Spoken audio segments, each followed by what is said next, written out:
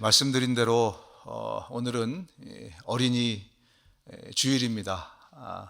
특별히 우리가 이 아이들에게 또 아이들의 믿음 생활, 신앙 생활에 더 이렇게 좀 관심을 가지고 또 아이들을 대하면 좋을 것 같습니다. 믿음 생활은 어릴 때부터 해야 됩니다. 믿음 생활을 어릴 때부터 하지 않으면 나중에 정말 땅을 치고 후회할 일이 생길지도 모릅니다. 저를 보면, 제 자신을 제가 이렇게 보면 내가 어릴 때 예수 안 믿었으면 정말 어떡할 뻔했나, 그런 생각을 솔직히 자주 하게 됩니다. 오늘 이렇게 정말 번듯하게 목사로 이 자리에 서 있지만 제 자신을 이렇게 돌아보면 정말 하나님의 은혜가 아니고는 정말 힘들었겠다. 내가 예수를 어릴 때 만나지 않았더라면 정말 힘들었겠다. 그런 솔직한 고백이 제 마음 가운데 나옵니다. 제가 신학교에 있을 때 그 교육학 클래스에 들어갔는데 교수님이 이렇게 물으세요. 한 6, 70명 정도 있었던 것 같은데, 여러분 중에 under 5, 5살 밑에 때 예수 믿은 사람, 예수님을 인격적으로 영접한 사람 한번 손들어 보세요. 6, 70명 중에 이렇게 둘러보니까 몇 명이 손을 들더라고요. 놀랍지 않습니까? 5살 밑에 때 예수님을 인격적으로 영접했다는 거예요, 자기가. 그러니까 사람들이 막 놀랬죠. 그 다음에 10살 밑에 굉장히 많은 사람들이 손을 들었습니다. 그리고 15살 밑에 굉장히 많은 사람이, 저도 그 캐러거리 안에 들어가니까 저도 손을 들었어요. 그러면서 교수님이 하시는 말씀이 뭐냐면, 아이들이라고 무시하지 말라는 거예요. 5살, 여러분이 보신 것처럼 말귀를 못 알아들을 것 같지만 우리의 영은 다 알아듣습니다. 그래서 여러분들이 이 교육학 클래스를 듣는 이유 중에 하나가 아이들이 어리다고 어리니까 잘 모르겠지, 이런 생각 갖지 말라는 거예요. 5살 밑에도, 심지어 2살, 3살 말귀를 알아듣기 시작하는 그때에도 우리가 그들에게 예수님에 대해서 말해주고, 그리고 아이들이 또 예수님을 영접할 수 있도록 하나님의 은혜가 임하면 2살, 3살 상관없어요. 그렇게 우리 아이들을 교육해라, 그 얘기를 한 것이 기억이 납니다. 그리고 교수님이 매번, 제가 수십 년 같은 클래스를 가르쳤는데 매번 첫째 시간에 이 동일한 질문을 한다고 합니다. 그런데 결과는 항상 같다 그래요. 그런 거 보면 사역자로 또 하나님께 쓰실 사람들도 보면 일찍부터 예수 믿고 또 그 사람들도 하나님을 훈련하고 또 이렇게 하시는 것 같습니다. 그래서 우리가 이 아이들을 어리다고 무시하지 말고 이 아이들의 이 영적인 또 믿음 생활을 위해서 우리가 또 애쓰고 또 기도하고 또 투자하고 이렇게 하면 좋을 것 같습니다. 여러분, 우리가 사는 이 미국은 예전에는 안 그랬던 것 같은데 진짜 위험한 나라가 됐어요. 그렇죠? 우리가 느끼지 않습니까? 총이 있는 나라예요. 총을 들고 언제 오발 사고가 날지 모르는 그런 나라. 마약, 특히 대마초 이런 게 또 합법화가 된, 정말 이 나라가 어떻게 되려고 하는지, 동성애, 정말 남부끄러운 그런 이야기였는데 이제는 버젓이 이 모든 것이 거의 합법화가 되어버린 그런 땅에 우리가 살아가고 있습니다. 어릴 때부터 그들의 그 가슴 중심에, 마음 중심에 예수 그리스도가 계시지 않으면 이 아이들이 나중에 정말 어떻게 될지 몰라요. 그래서 우리가 어릴 때부터 이 아이들에게 믿음을 심고 그리고 믿음의 사람으로 자라나게 해야 됩니다. 그렇지 않으면 건성으로 그냥 교회 다니게 하고 건성으로 주일학교 오게 하고 그냥 그렇게 해버리면 나중에 대학 가면 어떻게 되죠? 다 떠나가 버려요. 대학 가면 애들이 거의 다 떠나갑니다. 이유가 뭡니까? 아무리 좋은 시스템, 아무리 좋은 교육적인 어떤 플랜들 교회가 갖고 있어도요, 여러분, 교회에서 일주일 동안 머무는 시간이 몇 시간 될 것 같습니까? 많으면 5시간이에요. 일주일에 168시간인가요? 168시간 중에 4, 5시간 겨우 교회에서 머물러요. 교회에서도 최선을 다해서 아이들의 신앙생활을 위해서 애쓰고 노력합니다만 정말 중요한 것은 가정입니다. 학교는 이미 반대 방향으로 가고 있어요. 그죠?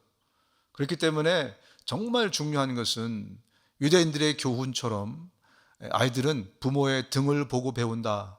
그 말이 왜 있는지 아십니까? 아이들은 부모의 삶을 통해서 배우는 거거든요. 그래서 우리가 우리의 삶을 통해서 이 아이들에게 믿음을 잘 전수할 수 있는, 그래서 정말 이 아이들이 이 땅을 정말 행복하고 형통하게, 그리고 정말 하나님의 일꾼으로 무슨 일을 하든지, 목사가 되든 선교사가 되든 의사가 되든 또 변호사가 되든 뭐 그냥 평범한 비즈니스맨이 되든 그 어떤 것을 하든 정말 이 아이들이 그렇게 잘 자라갈 수 있도록 여러분들이 계속 기도하시고, 가정에서부터 우리 할머니 할아버지들이 또 우리 부모들이 잘 이렇게 양육할 수 있는 그런 우리 모두가 좀 되었으면 좋겠습니다. 오늘 특히 이 말씀은 우리 가정에 주시는 말씀, 또 우리 자녀들을 이렇게 양육하라, 이러한 말씀으로 저에게 들렸습니다.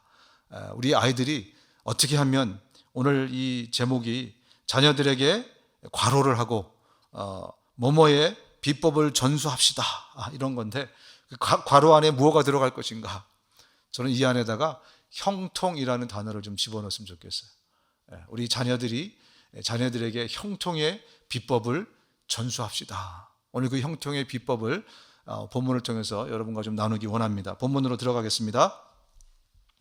내가 아무의 은이나 금이나 의복을 탐하지 아니하였고 여러분이 아는 바와 같이 이 손으로 나와 내 동행들이 쓰는 것을 충당하여 범사에 여러분에게 모본을 보여준 바와 같이 수고하여 약한 사람들을 돕고, 또 주 예수께서 친히 말씀하신 바 주는 것이 받는 것보다 복이 있다 하심을 기억하여야 할지니라.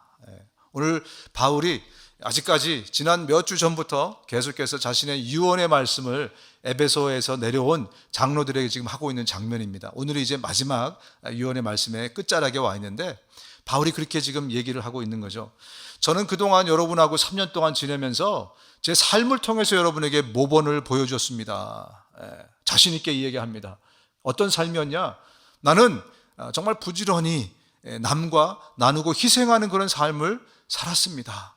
내가 월급 받고 일할 수도 있었는데 내가 스스로 일하면서 또 내 동료들을 위해서도 내가 열심히 수고하고, 그러면서도 복음을 전하고 그리고 나누고 베푸는 것을 내가 게을리하지 않았습니다. 정말 자신 있게 자신의 삶을 오늘 유언의 끝자락에서 얘기를 하고 있습니다. 그러면서 얘기하기를 주는 것이 받는 것보다 더 복이 있습니다. 이 말씀을 탁 던지는 겁니다. 한번 따라해 보실까요? 주는 것이 받는 것보다 더 복이 있다. 여러분, 이 말씀에 대해서 어떻게 생각하세요? 주는 것이 받는 것보다 정말 복이 있습니까? 아멘이라고 분명하게 이야기를 하실 수 있는 이유가 뭡니까? 경험해 보셨을 거예요, 아마. 그죠? 경험해 보신 분들만 분명하게 이야기를 할 수 있습니다. 정말 경험해 보면요, 주는 것이 받는 것보다 훨씬 더 행복하고 훨씬 더 복된 겁니다. 사실 우리 마음 같아서는 받는 게 더 기쁜 것 같잖아요. 그죠? 받는 게 얼마나 좋습니까? 행복합니까? 근데 따지고 보면 주는 것이 받는 것보다 훨씬 더 복되다. 이게 누구 말씀이냐면요, 예수님의 말씀이에요. 이 말씀 그대로는 성경에 없지만 누가복음에 이 말씀을 바울이 인용한 것 같습니다. 누가복음 6장 38절인데요. 남에게 주어라, 그리하면 하나님께서 너희에게 주실 것이니 되를 누르고 흔들어서 넘치도록 후하게 되어서 너희 품에 안겨 주실 것이다. 너희가 되질하여 주는 그 되로 너희에게 도로 되어서 주실 것이다. 오늘 본문을 읽으면서 세대차가 좀 느껴지실 텐데, 되박이라고 여러분 혹시 아십니까? 저는 어릴 때 이 되박에다가 쌀을 이렇게 푸는 것을 많이 봤습니다.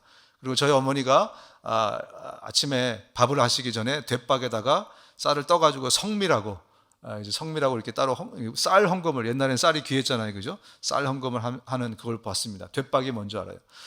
예수님이 지금 무슨 말씀을 하시냐면, 우리가 누구에게 줄 때 누구에게 주잖아요. 그러면 하나님이 그 준 되박에다가 그 되박에 가득 채워주시고 꾹꾹 눌러 담아주시고 그리고 흔들어서 넘치는데 그리고 그걸 가지고 준 사람의 품에다가 안겨주시겠다는 거예요.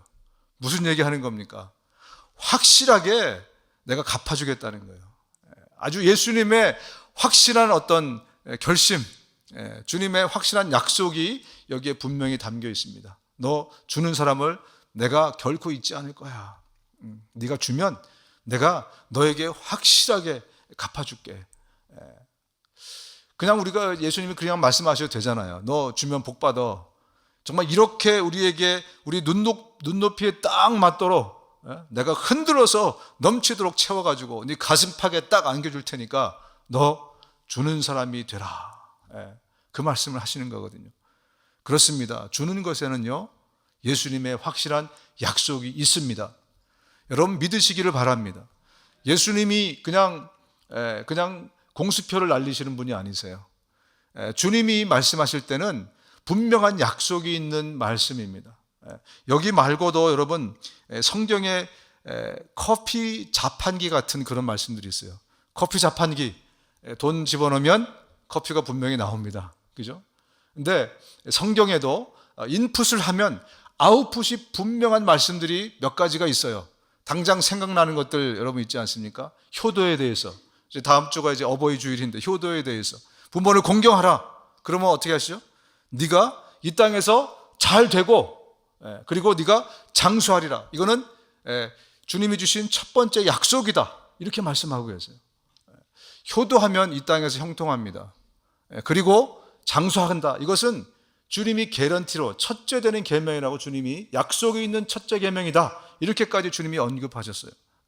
또 말라기에 나오는 11조 돈에 관한 또 약속입니다. 하나님이 주님께 드리는 하나님께서 나에게 주시는 것이 이것이 내 것이 아니라 하나님 것이다 인정하면서 11조를 드린 사람에게 뭐라고 말씀하십니까? 하늘 문을 열고 내가 복을 붓는데 그 복을 쌓을 것이 없도록 그렇게 붓지 아니하는가 네가 한번 확인해 보라. 이렇게 확실히 인풋과 아웃풋이 분명한 말씀을 하셨어요. 그리고 오늘 이 말씀을 하십니다. 네가 주면 특별히 가난하고 또 없는 자에게 헐벗은 자에게 네가 선행을 베풀면 그러면 주님이 네가 주는 것에다가 넘치도록 꽉꽉 채워서 흔들어 넘치도록 줘서 네 가슴팍에 안겨주겠다. 이게 자판기 같은 확실한 주님의 말씀입니다.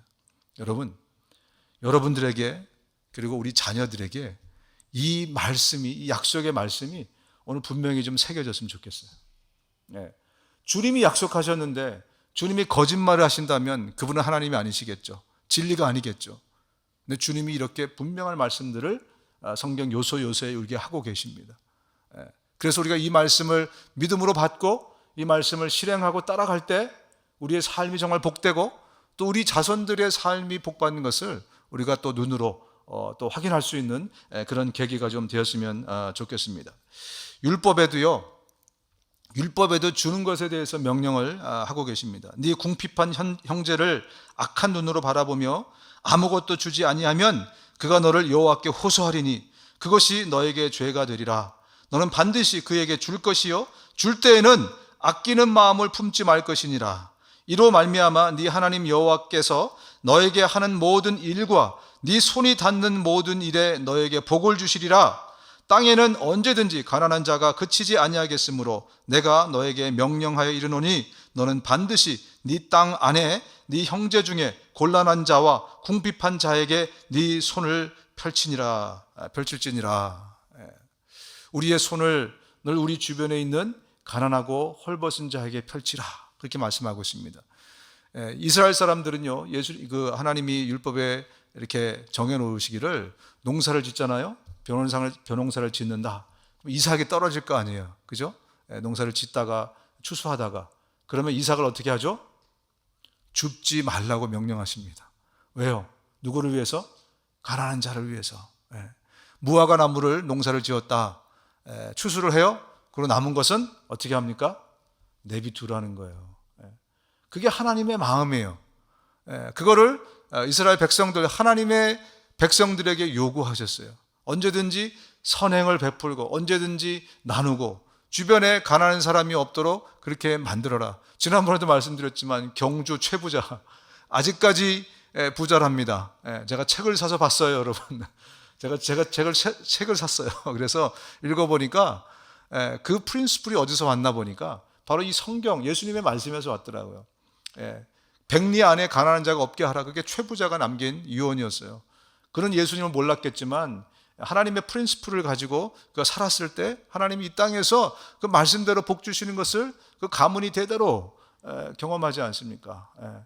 지금도 이스라엘이 복 받는 것을 보면 그들이 예수님을 모르지만 뭐 요새는 이제 메시아닉 주는 예수님을 압니다. 그런데 일반적인 유대인들은 예수님을 몰라. 그러나 성경의 프린시플대로 살아가요.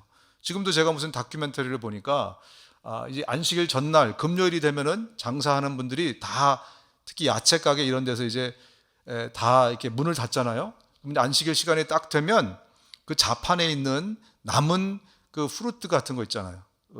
그 과일 같은 거 그런 것들은 전부 다 앞에다 다 내어놓고 문을 닫더라고요. 지금도 그렇더라고요. 그래서 다큐멘터리 이렇게 보니까 그 사람이 그 MC가 얘기하는 게 뭐냐면 그래서 가난한 사람들이 와서 특히 저쪽 팔레스타인이나 이런 데 있는 사람들이 와서 그거를 다 걷어가서 생활할 수 있게 된다는 거예요. 이게 정말 하나님이 기뻐하시는 일입니다. 그리고 이런 일들이 우리 삶에서 일어날 때 우리 자녀들이 그것을 보고 배우고 그리고 우리 자녀들도 그 형통하는 비법을 배워가는 거예요. 우리 주변에는 늘 가난한 자들이 있습니다. 특히 요즘은 한인타운에 가면 이제 홈레스들이 굉장히 많이 계세요. 한때는 그런 디베이트가 있었어요. 제가 이제 다운타운에서 오래 있었기 때문에 어떤 디베이트를 이제 또 사람들이 하냐면 우리가 돈을 주면 그 사람이 그걸 가지고 또 약을 하고 그러면 어떡하냐? 그러니까 그 사람을 더 나쁘게 하는 거다. 그래서 돈을 주지 말자 이렇게 얘기하는 사람이 있고 또 no matter what 우리가 할 수 있는 일은 하자 뭐 그런 사람이 있었고 여러 디베이트들이 많이 있었어요. 성경에서는 과연 뭐라고 얘기하는 걸까요? 아마 여러분들에게도 그런 디베이트가 내 안에서 일어날지 모르겠는데 성경에서는요 무조건 주라는 거예요. 너는 네가 할 바를 다 하면 돼. 그게 성경에서 말씀하는 겁니다. 그 사람이 그거 가지고 뭘 하든 신경 쓰지 말고 너는 네 할 바를 다 하면 돼.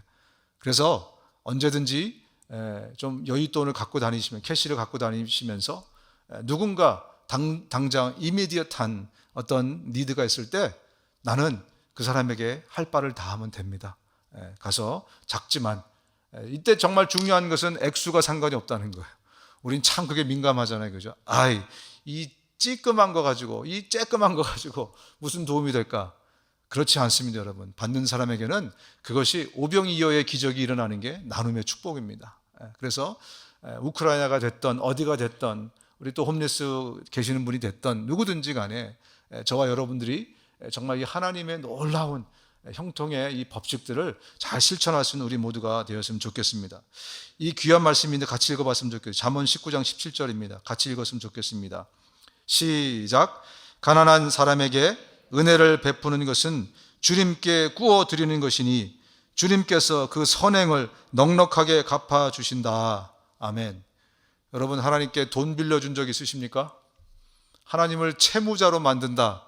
말이 안 되는 얘기인데 성경에 유일하게 나와 있는 구절이에요. 하나님을 채무자로 빚쟁이로 어떨 때? 내가 누군가를 도울 때 물질적으로 혹은 또 육체적으로 그 어떤 도움이든지 내가 누군가를 위해서 선행을 베풀 때 그것은 하나님께 꼬이는 것이라. 하나님이 나에게 빚진다는 겁니다. 그 얘기는 무슨 얘기입니까? 하나님이 반드시 갚아주신다는 거죠. 그래서 우리 그리스도인들은 모두가 다 선행의 사람이 되어야 됩니다. 사실은 이것이 복받기 위한 어떤 우리의 툴이나 수단이 아니에요. 이것이 그리스도인의 삶의 베이직입니다. 이것이 그리스도인이라면 마땅히 반드시 해야 될 일이에요. 옵션이 아닙니다. 해도 되고 안 해도 되고 아니에요. 우리는 선행의 사람이 모두가 되어야 됩니다. 그 착한 사람이 하는 것이 그거는 믿음이 좀 아니요. 그리스도인이라면 예수님을 영접한 사람이라면 우리 모두는 다 선행의 사람, 희생의 사람, 나눔의 사람이 되어야 된다는 겁니다. 하나님의 어떤 사람들이 이것들을 잘 적용하고 삶에서 이렇게 실천할 수 있도록 이 약속의 말씀들이 실행될 때마다 복 주시는 그런 일들을 우리 사도행전에 복음이 막 전파되는 그 과정 가운데서도 나타나는 것들을 여러분들이 지난번에 확인을 하셨을 겁니다. 다시 한번 우리가 돌아보면요, 하나님이 이 사도행전에 정말 선행을 했을 때 실질적으로 어떻게 그들의 삶에서 복음과 함께 복을 얻나, 형통의 삶을 사나, 이런 것들을 우리가 확인할 수 있습니다. 사도행전 9장 36절에 다비다라는 여자가 나옵니다. 요빠에 다비다라 하는 여제자가 있었다. 그 이름은 그리스 말로 번역하면 도르가인데, 이 여자는 착한 일과 구제 사업을 많이 하는 사람이었다. 근데 이 다비다가 어떻게 됩니까? 기억하시는 분 계실지 안 계실지 모르지만 죽습니다. 갑자기 죽어요. 근데 유대인은요, 지금 이스라엘 땅은 가보시면 아시겠지만 굉장히 더운 땅이에요. 그래서 시체가 금방 부패합니다. 그래서 이분들은 3일장, 4일장 이런 게 없어요. 하루 만에 장례를 치릅니다. 사람이 죽으면 그날 장례를 치르는 게 그들의 전통적인 장례 방법이에요. 근데 이 도르가가, 다비다가 죽었어요. 사람들이 장례를 치르지 않아요. 그리고 이 여자를 깨끗하게 씻어가지고 보관을 하고, 그리고 이 베드로 사도가 주변에 왔다는 소문을 듣습니다. 그래서 베드로를 찾아갑니다. 그리고 베드로에게 그들이 간절히 청합니다. 이 여자는, 도르가라는 사람은 우리에게 얼마나 많은 선행을 베풀었고 구제를 했고 얼마나 정말 희생적인 삶을 살았는데, 베드로 사도요, 이 여자를 살려주십시오. 베드로가 성령을 통해서 아마 마음이 감동됐던 것 같아요. 죽은 사람을 살리러 옵니다. 그리고 어떻게 됐습니까? 여자가 살아나게 되는 거죠. 무엇 때문에? 그가 베푼 그 선행, 이것들을 사람들이 잊지 않았던 거예요. 그래서 다시 한번 살아나는, 소생하는 그런 삶의 기회를 얻게 됩니다. 또 그 다음 장에 넘어가면 고넬료 이야기가 또 10장에 나옵니다. 고넬료, 로마의 백부장입니다. 이 사람이 10장 1, 2절에 보면, 가이사랴에 고넬료라 하는 사람이 있었는데 그는 이탈리아 부데라 하는 로마 군대 백부장이었다. 그는 경건한 사람으로 온 가족과 더불어 하나님을 두려워하며 유대 백성에게 자선을 많이 베풀며 늘 하나님께 기도하는 사람이었다.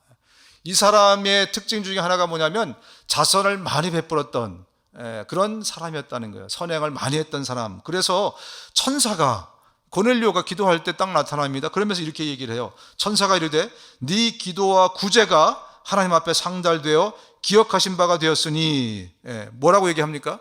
하나님이 이 고넬료의 선행을 기억했다는 거예요. 하나님이 보신다. 하나님이 우리의 선행을, 우리의 희생을, 우리의 나눔을 하나님이 보고 계신다는 거예요. 그가 믿음 때문에 칭찬받은 것도 있지만 믿음과 버금가는 무엇을 갖다 올려놨습니까? 그의 구제와 나눔, 선행. 이것은 정말 우리 그리스도인들이 믿음만큼 중요시하게 여겨야 돼요. 그래서 사도행전에 이렇게 계속해서 같이 기록이 되어 있는 겁니다. 그리고 바울도 나중에 어떻게 합니까? 그 구제를 위해서, 그리고 이 예루살렘 교회가 어려웠을 때 어떻게 합니까? 헌금을 걷어가지고 안디옥 교회에서 갖다 주고, 또 3차 전도여행 때 저 유럽 지방에 있는 거기의 교회들에도 걷어다가, 오늘 본문도 사실 지금 본문의 그 내용도요, 바울이 지금 헌금을 잔뜩 가지고 있어요. 예루살렘에 갈 때 그냥 가지 않고 거기서 거둔 그 헌금들을 지금 가지고 내려가고 있는 중입니다. 그들이 지금 예루살렘 교회가 어렵다고 하니까. 복음만큼 구제와 이 나눔이 같이 갔다는 것을 우리가 성경을 통해서 발견을 하게 됩니다. 그러면서 고넬료도요, 나중에 예루살렘의 공회가 최초로 열렸어요. 왜 열렸냐면 이방인도 과연 구원받을 수 있나? 그들은 그때까지도, 성령이 임하셨을 때까지도 이것은 이방인들을 위한 것이 아니라 유대인들을 위한 것이라고 생각을 했었어요. 근데 지금 베드로가 고넬료를 만나면서 성령께서 뭘 체험하게 하십니까? 이방인도 성령 받고 예수 믿을 수 있다, 이거를 체험하게 하세요. 그래서 이 간증을 그대로 가지고 가서 예루살렘 공회에다 발표합니다. 그것도 수제자 베드로가, 여러분 제가 수제자 아닙니까? 제가 이 경험을 했습니다. 제가 직접 같이 안수하고 기도하니까 이 고넬료라는 사람이 성령을 받더라고요. 그리고 온 가족이 함께 성령을 받았습니다. 유대인도 예수 믿을 수 있습니다. 천국 갈 수 있습니다. 아주 놀라운 이 복음이 유대와 사마리아와 땅끝을 넘어가는 관문을 이 고넬료의 가족을 통해서 하나님이 쓰시는 걸 보면서 야, 하나님이 선행을 갚아주시는구나. 하나님이 위대한 사람으로 하나님이 또 써주시는구나. 이것을 우리가 확인을 할 수 있습니다. 여러분, 초대교회의 인물들은요, 전부 다 희생과 나눔과 선행의 사람이었습니다. 특별히 이렇게 아웃스탠딩하게 나타난 사람 중에 하나가 구브로의 요셉이라는 사람입니다. 이 사람이 대표적인 인물이에요. 처음 들어보신다 이런 분들이 계신데, 구브로의 요셉이 여러분 누군지 아십니까? 이 사람은 전답을 다 팔았어요. 집을 다 팔았어요. 그리고 선행을 베풀면서 사람들이 막 그 사람의 선행을 막 따라하기도 하고, 그러다가 아나니아와 삽비라라는 사건도 터지기도 합니다. 이쯤 되면 힌트를 많이 드렸는데, 구브로의 요셉, 바나바가 구브로의 요셉입니다. 바나바는 별명이에요. 위로의 아들이라는 뜻입니다. 우리가 요셉과 바나바를 헷갈릴 정도로 바나바는 자기의 본명보다는, 요셉이라는 사람보다는 선행의 사람으로, 늘 나눠주고 희생하는 사람으로 그렇게 알려져 있습니다. 이렇듯 이 사도행전에, 아니 초대교회에 많은 정말 믿음의 사람들은 다 선행의 사람들이었다라는 것을 우리가 확인을 할 수 있습니다. 그러면서 또 7 집사를 뽑잖아요. 집사가 뽑힌 이유가 뭡니까? 바로 이 선행 때문에 그래요. 과부들에게 식량 배분 문제가 생겨났어요. 그래서 우리 집사라는 제도가 그때 생겨난 거잖아요. 그죠? 그런 걸 보면 하나님이 교회 안에서 얼마나 선행과 구제에 대해서 정말 아주 시리어스하게 그것을 지켜보고 계신가, 심각하게 다루시는가를 우리가 알 수 있습니다. 그들에게 선을 행하고 선한 일에 부요하며 나눠주기를 좋아하고 남의 어려움을 깊이 동정하는 사람이 되라고 가르치시오. 이것이 그들의 장래를 위해 좋은 터를 쌓는 것이며, 그렇게 함으로써 그들은 영원한 생명을 얻게 될 것입니다. 바울이 특별히 제자 디모데에게, 목회하고 있는 목회자 디모데에게 말씀합니다. 선행에 대해서 좀 강조해서 잘 가르쳐라. 그러면 하나님의 생명을 그들이 얻게 될 것이다.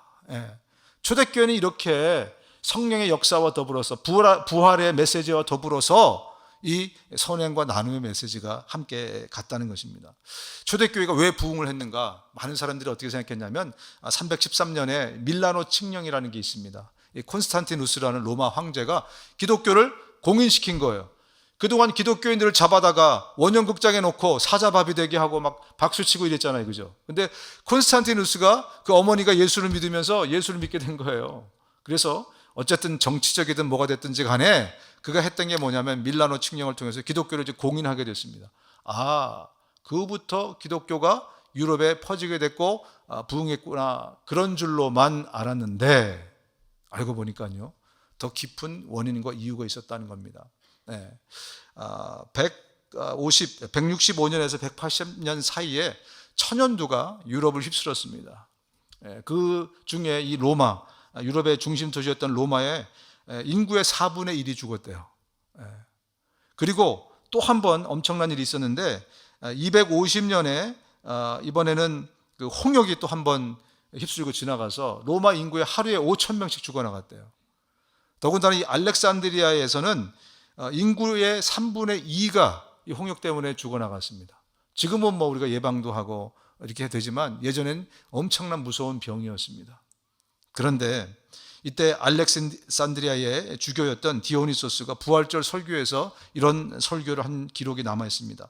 제가 읽어드리겠습니다. 우리 형제 그리스도인 대부분은 위험을 무릅쓰고 아픈 자를 보살폈고 그들의 모든 필요를 채워주었고 주님 안에서 그들을 섬겼습니다. 그리고 병자들과 함께 평안과 기쁨 속의 생을 마감했습니다.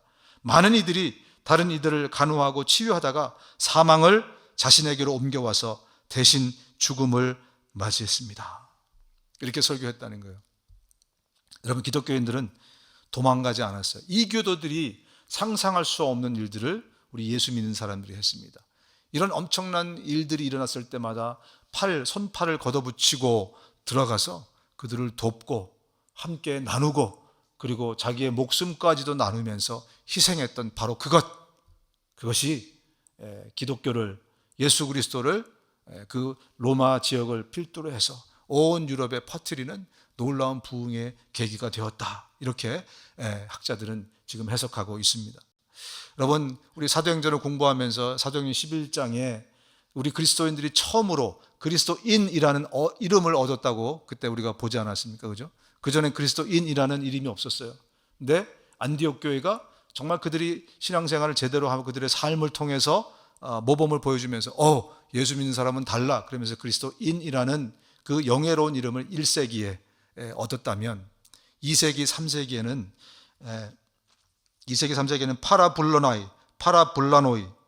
파라블라노이, 이게 무슨 뜻이냐면 위험을 무릅쓰는 자들. 저도 이번에 처음 알았습니다. 우리에게는 그리스도인이라는 별명만 있는 줄 알았는데 파라블라노이라는 별명도 2, 3세기에는 있었다는 겁니다. 언제든지 위험을 무릅쓰고 가서 나를 희생하고 나누고 선행을 하는 그 사람들이 파라블라노이, 알고 보니까 예수 믿는 사람들이었다는 것입니다. 여러분, 원래 우리가 이런 사람들입니다. 아멘. 원래 그리스도인들이 이런 사람들이에요. 또 우리 민족에도 어려운 일이 났을 때 독립운동을 누가 했습니까? 독립운동 한 30몇 명의 사람들, 면면들 살펴보면 다 예수 믿는 사람들이었어요.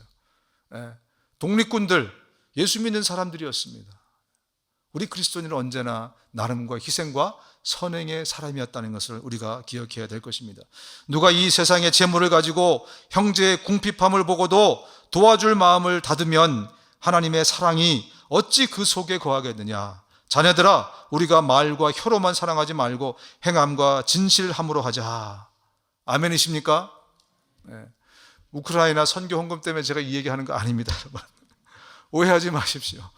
여러분 아시는 것처럼 제가 설교할 때는 계속 이렇게 순서대로 하지, 이거 일부러 이렇게 해가지고 뭐 하고, 저는 그렇게 하지 않는 거 여러분 아시니까 오해하지 마시기 바랍니다. 그런데 하필 정말 이 말씀을 주시면서 우리 자녀들에게 이 말씀을 어린이 주일을 맞이해서 심어줘야 되겠다, 이런 마음을 성령께서 저에게 주셨어요. 그래서 함께 나눈 겁니다.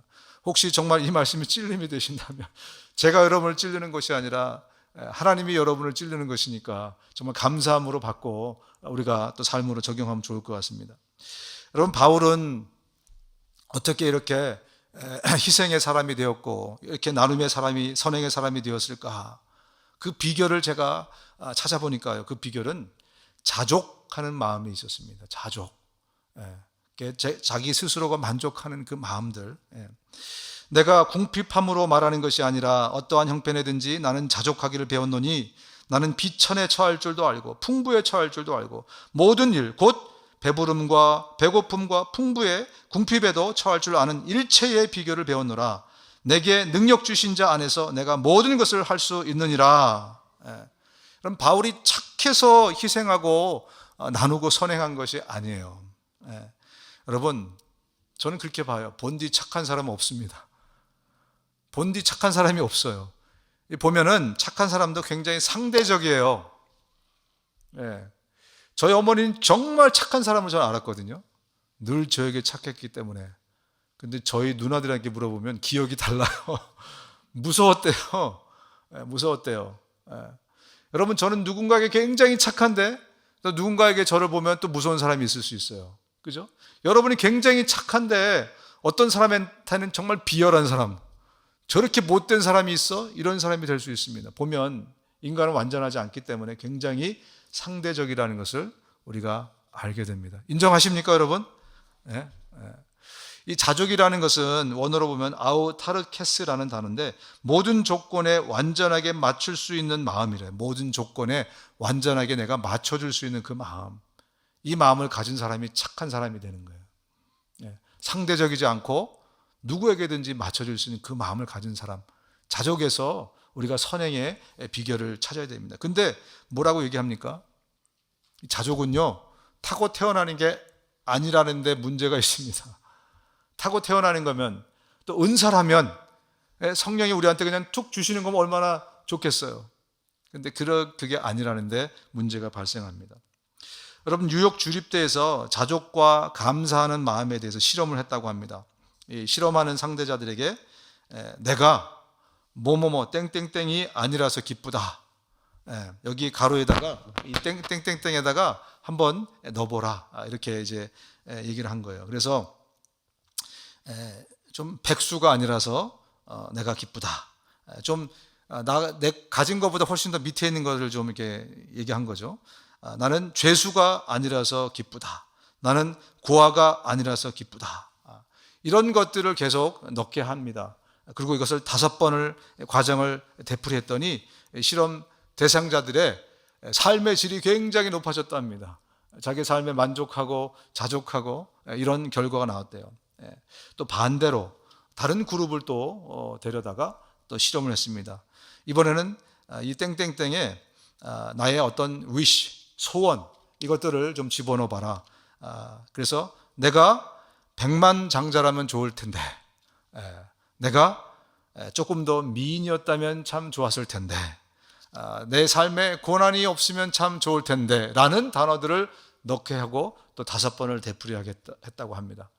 그랬더니 결과는 완전히 자기 삶의 불만족을 갖게 하는 그런 태도로, 마음으로 변해버리더라는 거죠. 여러분, 자족과 감사는 타고 태어나는 것이 아니에요. 혹시 너무너무 착해서 그런 사람이 있을지는 모르겠지만 적어도 제 주변에는 그런 사람이 많지 않더라고요. 성품과도 관련이 되겠죠, 어느 정도. 그러나 그런 성품을 혹시 타고 태어나도 내가 배우고 훈련하지 않으면 늘 불평, 불만의 사람이 되게 되어 있습니다. 그런 사람은 나눌 수 없습니다. 내 것도 부족한데 어떻게 나눠요? 내 먹기도 내가 힘든데 어떻게 나눠요? 그러나 콩 한 쪽이라도 내가 이것을 훈련해서 배운 사람은, 자족을 배운 사람은 콩 한 쪽도 나눌 수 있는 그런 사람이 되는 것입니다. 우리 아이들을 가르쳐줘야 돼요. 그리고 훈련시켜야 됩니다. 여러분, 감사를 가르쳐주지 않습니까? 배꼽 인사 가르쳐주지 않습니까? 배꼽 인사하라고. 그거 왜 가르쳐줘요? 감사는 배우는 것입니다. 왜 못 나누는가? 배우지 못해서 못 나누는 거예요. 왜 내가 못하는가? 내가 사실은 배우지 못해서 그런 겁니다. 왜? 목사가 안 가르쳐줘서 그래요. 제 탓입니다. 이제 우리가 배웁시다. 나누는 것은, 우리가 반드시 선행하는 것은 우리의 삶이라는 것을 우리가 나누고, 그것을 통해서 또 하나님께서 우리에게 복을 부으시는 통로라는 것을 또 우리가 잊지 말고 기억을 해야 됩니다.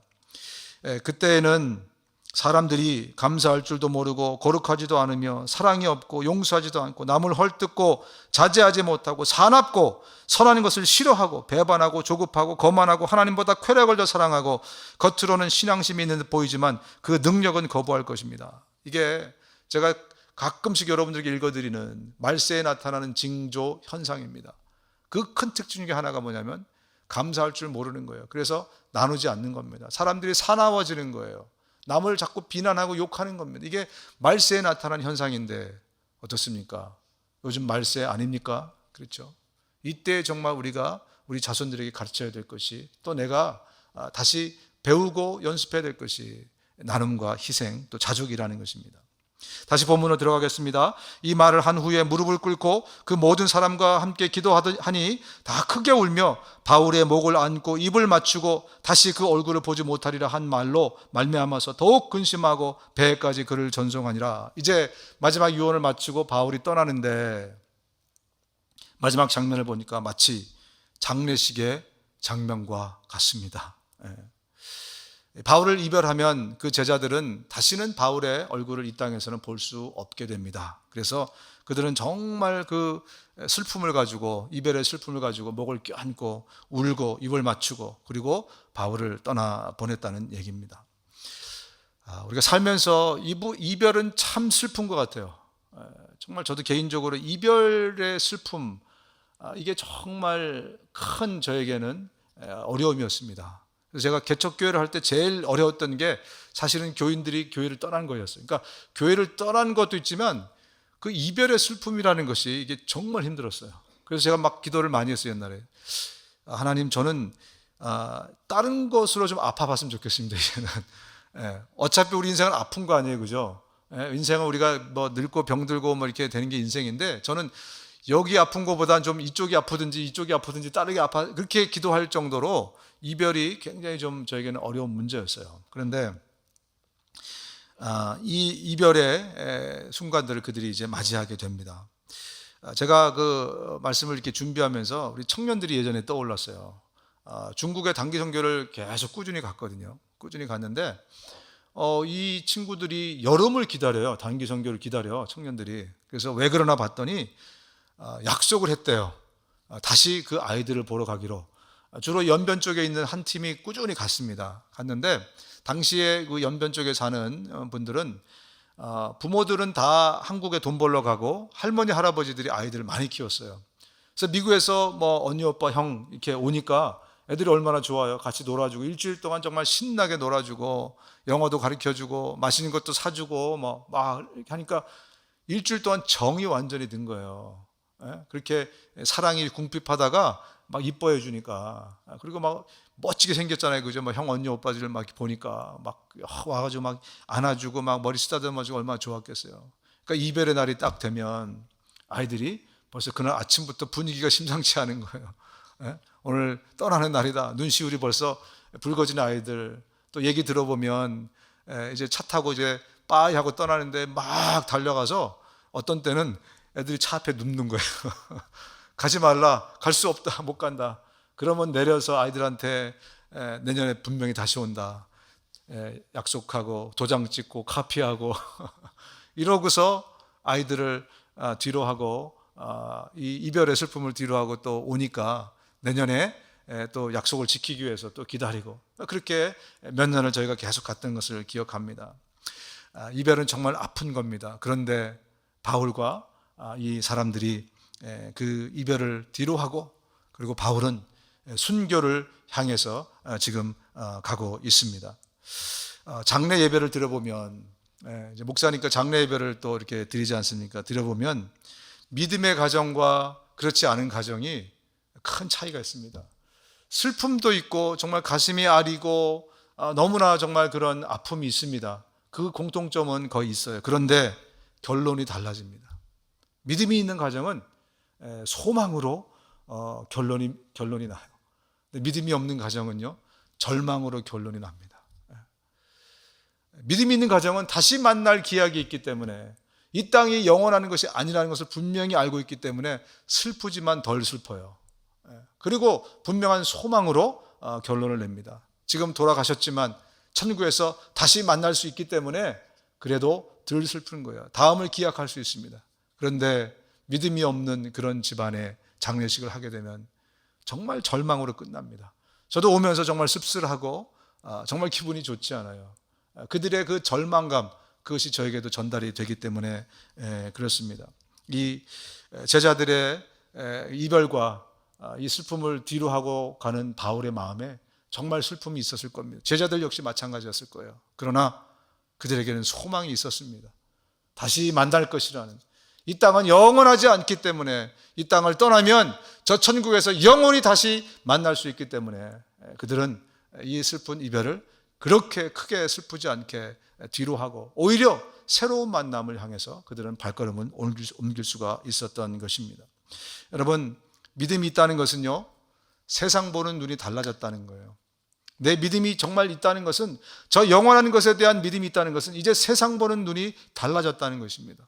이 세상의 가치를 영원한 것처럼 하고 살다가 이 세상에 모든 진리가 있고 이 세상의 모든 것이 보물이다, 돈이 보물이다 이렇게 생각했던 사람이 눈이 달라진 거예요. 하늘과 땅 차이를 넘어서 영혼과 영혼의 차이에 그 가치 차이가 나게 생기는 겁니다. 그래서 그런 사람들이 나눌 수 있는 거예요. 바울이 그래서 나눌 수 있는 사람이 된 것입니다.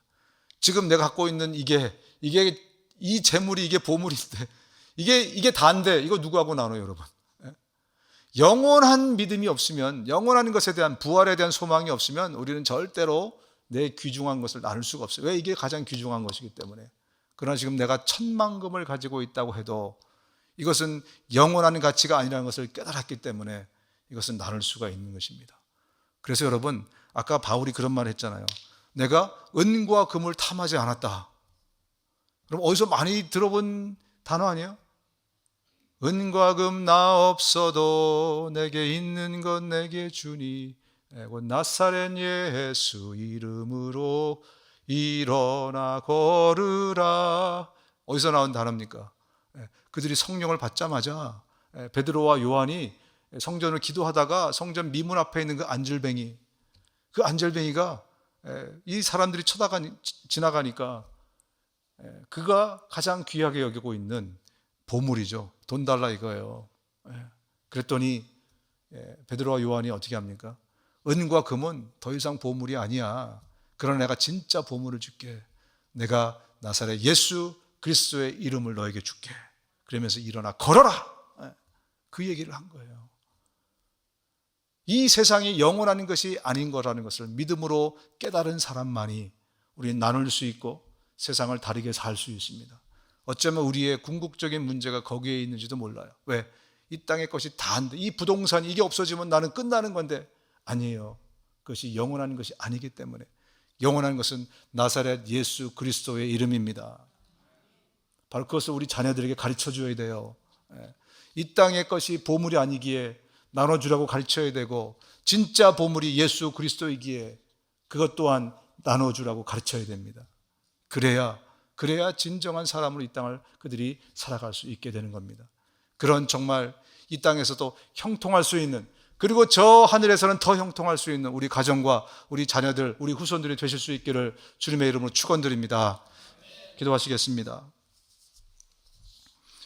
오늘 이 세상의 가장 위대한 보물인 나사렛 예수 그리스도의 이름을 영접하기 위한 우리 형제 자매들을 위해서 같이 우리가 따라서 예수님을 영접하는 기도를 같이 먼저 했으면 좋겠습니다.